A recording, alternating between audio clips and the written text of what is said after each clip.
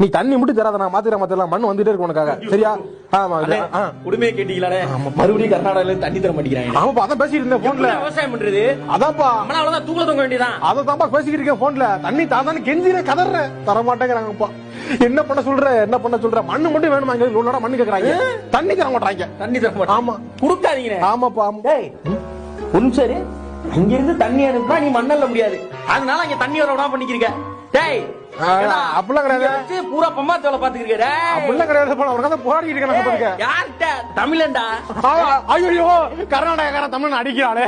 ஐயோ, கர்நாடகாரன், நீ தான் கர்நாடகாரன், நீ தான் கர்நாடகாரன். ஐயோ, அடிக்கிறாளே, சட்டையெல்லாம் கிழிக்கிறாளே, வாங்கல என்ன அடிக்கிறாங்க, கர்நாடகாரன் அடிக்கிறாங்க. தண்ணி தண்டா தரலன்னு கேட்டாங்க, அதுக்கு என்ன அடிக்கிறாங்க? ஐயோ,